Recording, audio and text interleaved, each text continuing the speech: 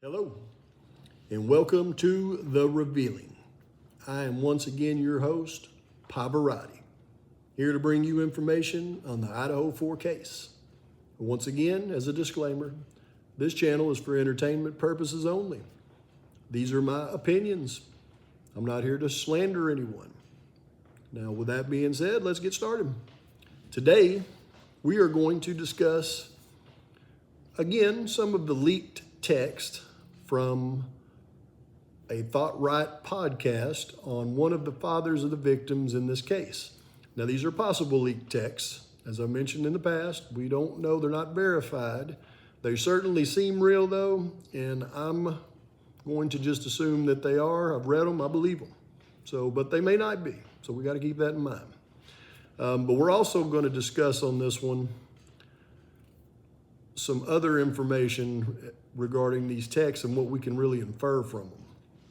And we really start to take this big jigsaw puzzle, which is this case, and start putting some of those really hard to fit pieces into those little puzzle holes.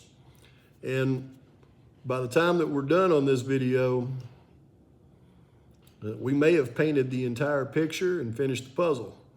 But with that being said, we don't know that we are going to get there, but let's just see. Something else we're going to discuss is a little excerpt from that recent hearing that took place and some really puzzling stuff that went on there and what it could possibly mean. But let's start with these texts. And as I read these texts from this gentleman, the picture becomes clear. What has really solidified in his mind is the truth regarding the case against Mr. Bryan Kohberger. And he did some investigating once this atrocity happened. He wanted to find out what happened, and he probably got some good information from his investigation, but I believe the information that really solidified everything for him is what we'll be discussing next. So let's take a look at some of these texts. Now, again, I'm going to play them fairly quickly, so if you're not able to read them, that's okay. When it's done, I'll go through and read them, and then we'll discuss them further.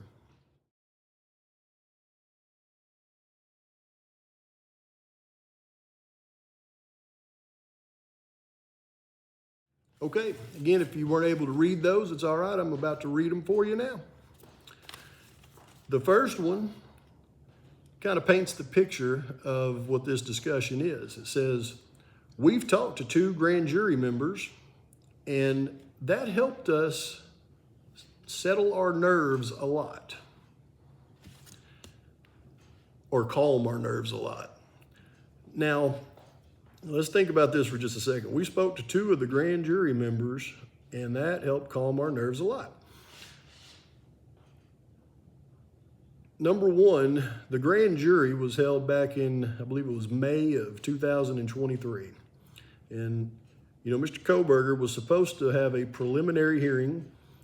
All of the evidence against him at that time would have been presented at the preliminary hearing, and then the judge would have made a decision. Do you have enough evidence to possibly convict this man? And if you do, well, we're going to go to trial. And that will confirm the charges and set a trial date. But that didn't happen. While they were waiting for the preliminary hearing, they convened a secret, it's actually called a secret grand jury. So they brought in jurors to have a type of preliminary hearing, but the defense is not involved in it. It's just a preliminary hearing with basically the evidence against him. And these grand jury members hear the evidence, and then they decide if there's enough evidence to go to trial. Probable cause. Now, that is a secret grand jury. And remember, in this case, when did it all get, it was weird from the start. Let's don't confuse ourselves. But when did it all get super secret? It was during this secret grand jury. Why? Because that's when all of the orders to seal started. That's when the gag orders started. The fact that they even had the grand jury was a secret. That's what caused a lot of the speculation to really start swirling in this case. Now, the fact that this gentleman found two of the people that were on that grand jury is interesting. The fact that they talked to him is interesting. And the fact that they gave him private information from this grand jury is not only interesting, it's flat out illegal, but let's not discuss that at this point. I don't even want to, go down that road, but it's not supposed to happen. But what we can infer from that is the evidence in his mind that solidifies against this guy, Bryan Kohberger, is all coming from these two members of this grand jury who's seen the real evidence against Mr. Kohberger. And again, this was back in May of 2023. They may have more evidence they found since then, but the real evidence, enough to convict him, should have been presented then. Now that really opens up a lot of questions, because here it is, we see today in these court hearings, they're still waiting for all the evidence to get to the defense, and it's being pushed off. Now it's September deadline of 2024 to get the defense the discovery evidence. They had enough evidence to convict this guy in May of 2023. Something isn't right in Denmark right there, is it? Well, we'll worry about that here in just a second. Let's read the next text. Now, this one pertains to the roommate's statements. So again, this is the eyewitness statements in this case. Now, you would think that this grand jury, and if my memory serves me correctly, it was after the grand jury indictment that the leaked eyewitness account came out, and that made a lot of people assume that that was a major factor in indicting Mr. Kohberger, the bushy eyebrows thing. But let's read this and let's ascertain for ourselves what that really means.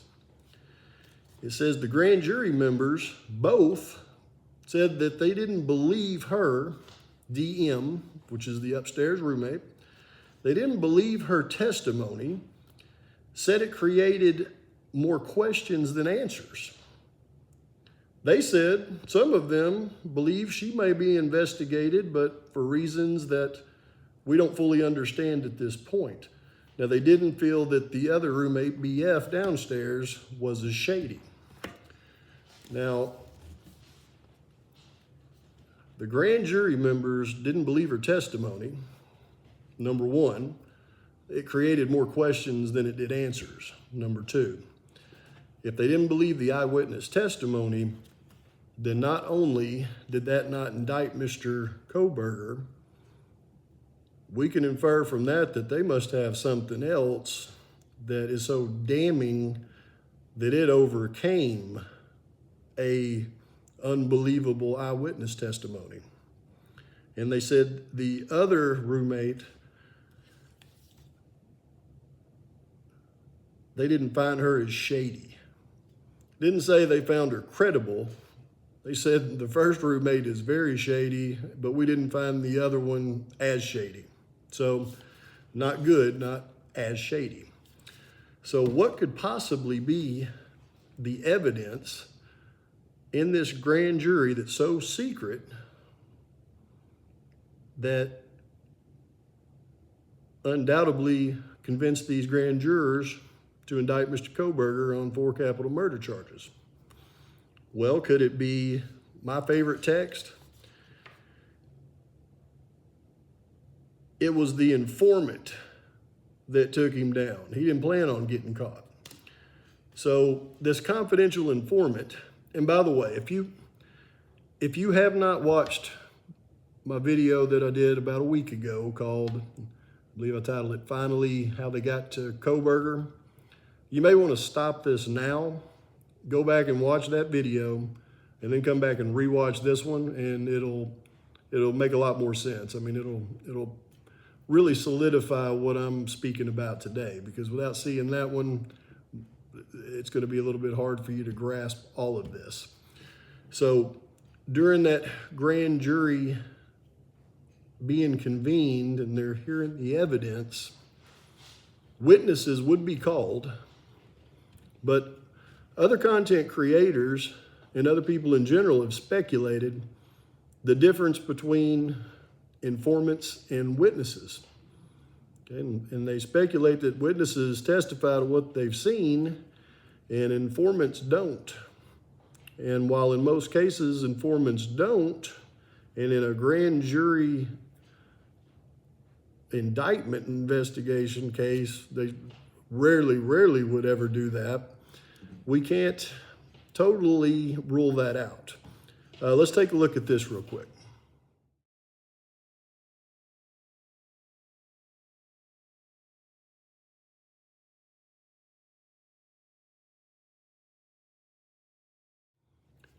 Okay, were you able to read that? It says normally confidential informants don't testify, but sometimes confidential informants will testify to fulfill their commitments they've made to the law enforcement.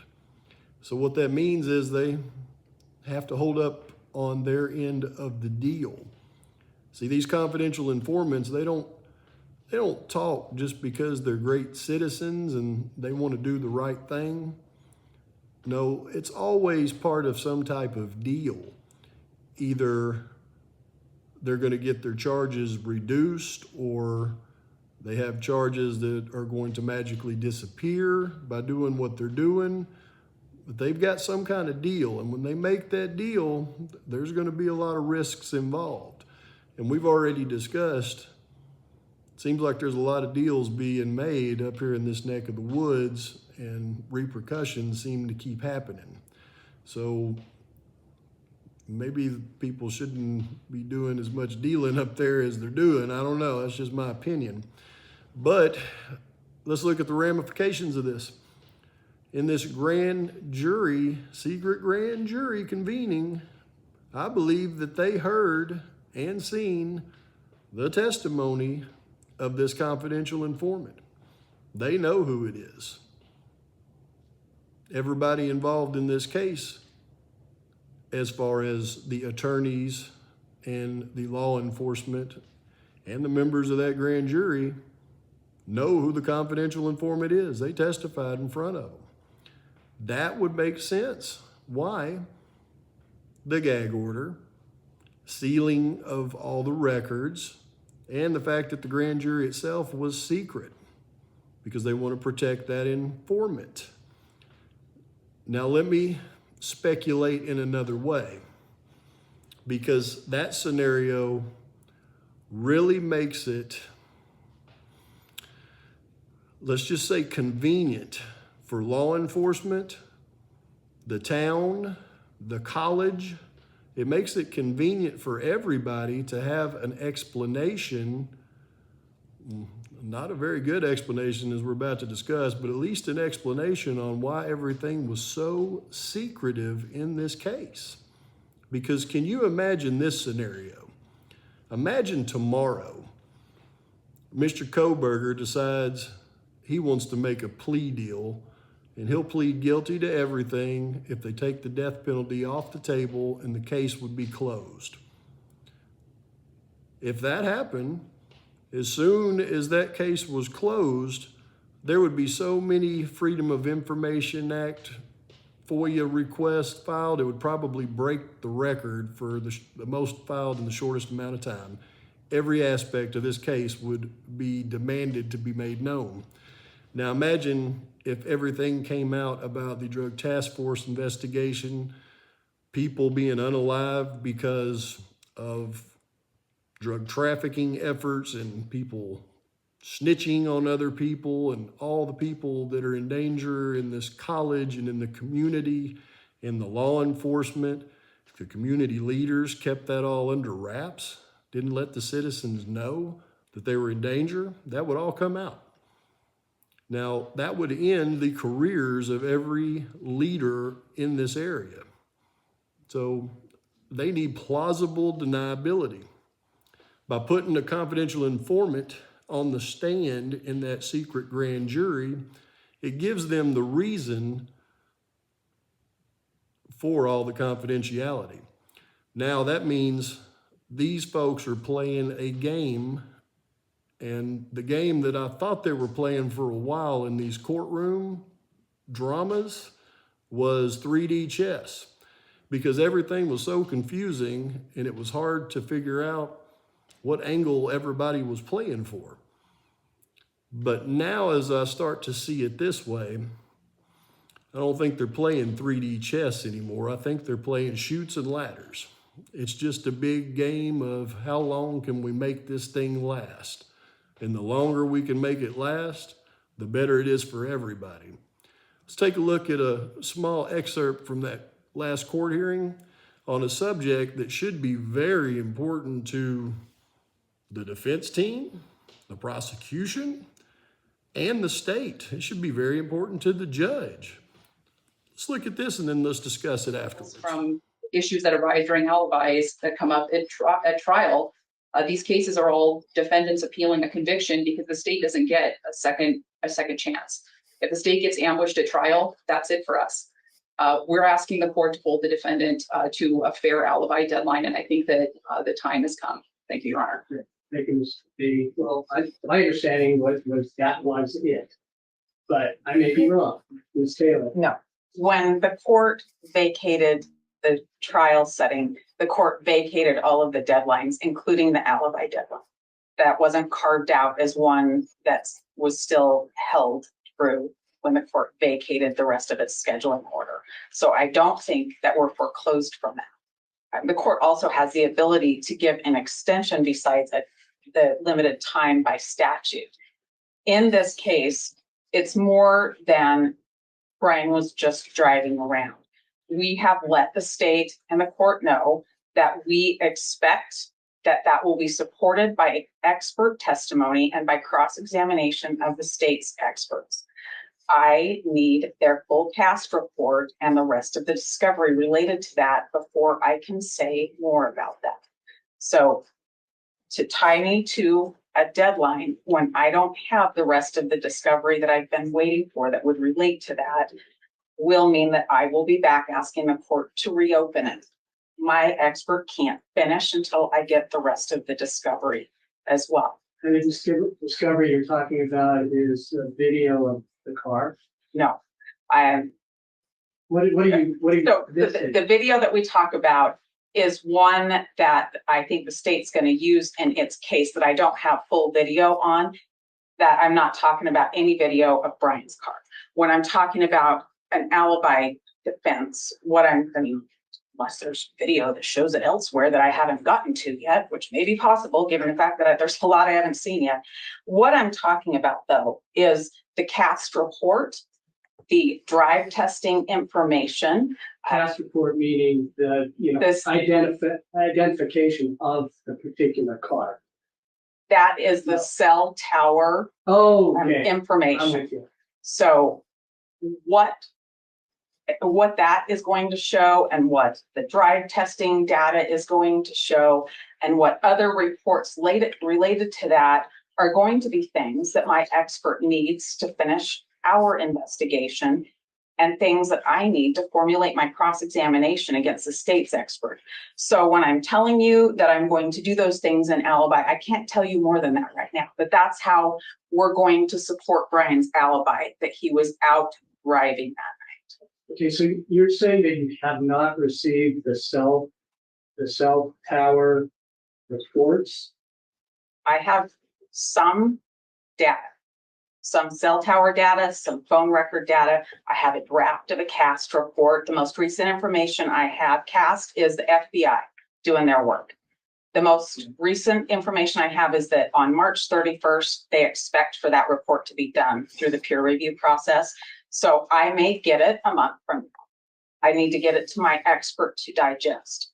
There's materials that support their report that I don't have full disclosure of. And the state's aware of it. I think they're working on it. And maybe they're on that drive that I'll pick up today, but I haven't had them yet. So you expect to get that in mid-March? I expect to get their report after March 31st after it's done. the supporting data, I'm not sure when it's coming. They tell me it's coming. Okay, I'm gonna kick it back to the state. Your Honor, I guess I'm a little confused because if. Well, I obviously am too, so. Okay, I'm confused because if the defendant's alibi is that he was out driving around that night, I'm not sure what additional information his cell data could add to an actual alibi defense. It seems like what the defense is asking for, and they're being completely upfront about it, and I appreciate that. But what they're asking to do is essentially double check all the discovery before disclosing their alibi, and that's not what the purpose of an alibi deadline is. In fact, it's quite the opposite. Did you get that? Here it is, March of 2024. These proceedings have been going on since May of, or even before that, of 2023. This guy's been in custody since December of 2022. And nobody seems to be curious of, hey, what were you doing that night, Mr. Kohberger? Now, I can understand if in an initial police interview they said, what were you doing that night? And he said, I don't talk to law enforcement without my attorney present. And then everything, moved on from there. But during a preliminary hearing, a hearing on the evidence, a grand jury convening, do you not think the guy's alibi would be something that would be important for everybody to be able to know? Here it is, this much time has passed, and the judge in the case didn't even remember that the defense has not provided their alibi statement. And what's even more confusing is you heard the defense and the prosecution banter back and forth on it. The prosecution wants the defense to provide their alibi statement, but the defense, and they're actually making this case to the judge, which is very odd. They're saying we'll provide our alibi statement, but first we want all of the discovery from the prosecution so that we can match up our alibi statement with any evidence that they have in the case, and then we'll provide the alibi statement to you. And the prosecution is saying, why does it matter what evidence we have? Your alibi is your alibi. You were doing this or you weren't. So what that tells me is, number one, the defense doesn't want to provide an alibi statement without seeing all that prosecution discovery, because they know that the prosecution is more than capable of manipulating the evidence that they have to go against whatever alibi statement they're going to provide, and vice versa. The prosecution doesn't want to give all of their discovery evidence to the defense team until they get their alibi statement so that they can't do the same. Neither team trusts either team. And that's my first inclination. That was my first thoughts when I heard this, is, wow, the defense believes the prosecution is not ethical and they'll manipulate evidence. Prosecution knows the defense isn't ethical and they'll manipulate evidence. But then you look at the reaction from the judge. Now, the judge, after all this time, should have heard those arguments and said, give us the alibi statement now. It doesn't matter what evidence that, the prosecution hasn't disclosed. That should not even come into play with an alibi statement. But he didn't do that. He went ahead and gave them an extended period of time before the deadline was due for the alibi statement. In what world does that make sense? None. There isn't a world out there, not Mars, not Pluto, not Uranus. The only way that any of this now makes sense is everybody involved in this case knows the game is put it out as far as possible, have as many hearings between now and then as we can so that we can keep extending this thing out. because the more time that they can do that, the more time the Drug Task Force has to finish its investigation, and the more time passes so that everybody in this town starts to become a little less involved in the case. Because when everything finally comes out, it's got to come out the right way, or reputations will be destroyed. Think about it. Even Mr. Kohberger, if he knows he's guilty and they're going to take the death penalty off the table, I imagine they've probably already made that deal. I'm sure he's involved with it at this point. They've taken that off the table. He would love to stay in that county jail doing whatever he's doing for as long as he can before he gets transferred to his retirement home, I assure you. So he would play along with that very easily. The defense, of course, they're willing to put it out.